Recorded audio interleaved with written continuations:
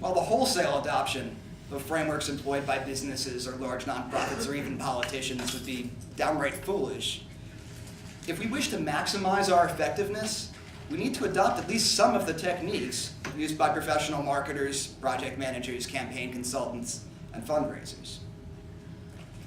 I think we also need to be looking at some of the techniques employed by our own opposition. Now, despite the fact that the organized anti-Palestinian community is witnessing its ability to influence the general public descend into an irreversible downward spiral, thanks to the efforts of people like you. Despite this, in earlier times, they had a lot of good ideas. They organized advocacy trainings, they brought key influencers on trips to the actual places they were discussing, albeit presenting a dramatically distorted picture, conducted careful research into effective messaging, or what used to be effective messaging, and they even developed their own best practices information. In fact, the main difference between their best practices documentation and that produced by people like Fayad and the folks who've contributed to PFP's handbooks is that ours is simply better. So, as I begin drawing to a close, I just want to highlight a few of the many lessons that I've learned both from my own experiences and from those of other activists whom I've had the good fortune of knowing. From those in the nonprofit world, I've learned the importance of effective goal setting. If an organization's goals, whether short-term or long-term, are to be realized, they need to be SMART. This is actually an acronym, SMART. Your goals need to be specific, measurable, attainable, relevant to your mission or long-term plan, and time-specific. That is, they need to have deadlines or otherwise be tied to specific units of time. Evaluation needs to be built into your plan from the beginning. Every event you organize should be reviewed and its effectiveness measured against the criteria that you've established. Every press clipping should be tracked and evaluated. We need to develop plans for the most likely contingencies that could conceivably affect our campaigns in any significant way. Never allow yourselves to be blindsided if you have the opportunity to avoid it. Periodically conduct a SWOT analysis. It's another acronym, in which you identify and evaluate your organization's own strengths, weaknesses, opportunities, and threats. This should be done once or twice a year with your entire group.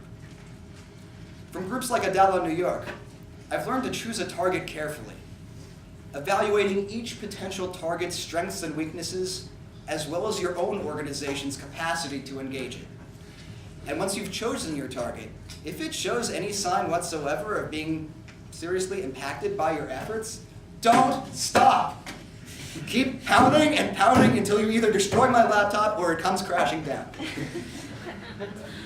From organizations like Hampshire SJP, I've learned that long-term planning is an absolute necessity. No major campaign has a chance of success without at least a year of planning and a willingness to forego going public with it until you're absolutely ready. Don't expect instant gratification, but don't replace myopia with farsightedness. Keep your members engaged and motivated by punctuating your long-term campaign with other one-off events and actions. Don't forget, much of our work is simply getting people to be aware of and interested in Palestinians in the first place. Even events organized in connection with your long-term campaign don't need to be formulaic. Put a different spin on it every time. Tie actions to themes. Hold weeks of action and coordinate with other campuses. Participate in Israeli Apartheid Week if you can. If you can't, try to organize something coordinated with a smaller number of campuses. And if you don't think you can get away with holding something called Israeli Apartheid Week on your campus, call it something else. Be creative. Learn from others, but don't be afraid to innovate, just so long as you're not compromising any essential needs of your organization or your campaign in the process. Activism entails a great deal of hard work, but if you're not having at least a little bit of fun, you're not doing it right. Finally,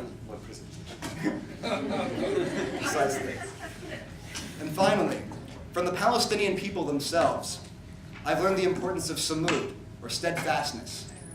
Respond to unfolding events as necessary, but never lose sight of your goals.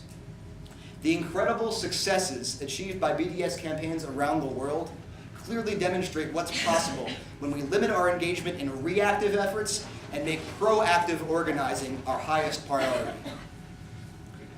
The Palestinian people have fundamentally transformed the nature of global Palestine solidarity activism with their call for boycott, divestment, and sanctions. And this must be the overarching framework within which we organize our own unique campaigns. I'm going to ask everyone here today to make a commitment. This commitment is threefold. One, I want you to make a commitment to long-term planning, deferring the public launch of your campaign for as long as necessary, while injecting enough variety and spontaneity to keep your campaign and your organization sustainable. Two, contribute your own ideas, insights, experiences, and resources to the mechanisms that the movement has developed to collect them, such as the corporate research database at whoprofits.org, the forthcoming resource and organizations databases at palestinefreedom.org, as well as PFP's online handbooks, and other appropriate mechanisms as they become available. Third, and finally, avail yourselves of this incredible opportunity to network with your allies. Attend as many workshops as you can, and take what you learn back to your campuses. And once you've done that, I want you to go out there and kick some ass. Thank you.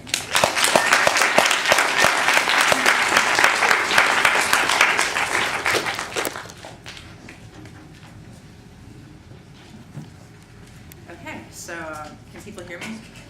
Yep. Awesome.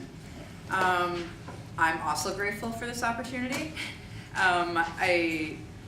I've been working with Hampshire since they announced their divestment last February, so I had nothing to do with the planning and the implementation of the campaign, but I feel like I've gotten to know them a little bit since that, or at least some of the folks at SJP, and it's been an incredible experience, and I'm really glad that they decided to share it with everybody by putting this conference together. I also want to say that I think looking at our opposition really can tell us that we are on the right path. Not only has the executive director of AIPAC said that, boycott and divestment is like the greatest threat to the state of Israel ever, but just yesterday, J Street U, which is like their campus branch, put out a set of talking points about why BDS is wrong. And they did that specifically because this conference started yesterday. I don't know if you guys have had a chance to see these talking points. I just looked at them this morning, and it's kind of heartening because they have nothing. They really don't address what BDS actually is. Their argument about why Israel is not an apartheid state just says the South Africa model does not apply here, period. So I like to think that we have a bit more to work with. And I'm excited about shaping that and planning what's going to come out of this with all of you guys. So I'm going to start out with the very first boycott, the development of the term, which actually used to be a proper noun. It's a man named Charles Boycott who was he was a property manager, essentially, in Ireland during the Irish Land War. So I think it's also kind of poignant that this term came from the struggle of an indigenous people to get rid of an occupying force, one of Britain's very first forays into occupation. And it was great. It was explicitly designed as a nonviolent tactic because the Irish knew that they did not have the firepower to win violently.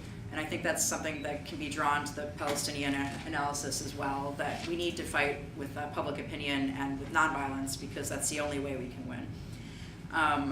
And they won. Charles Boycott, the picture at the bottom is him leaving in shame. He hid in an ambulance because he knew that he couldn't show his face. He never came back to Ireland again. So that's a first positive example. The next example I wanted to bring up was the American settler revolution, or revolt rather, often called the American Revolution, which I think actually failed to be very revolutionary. But the Boston Tea Party was part of a much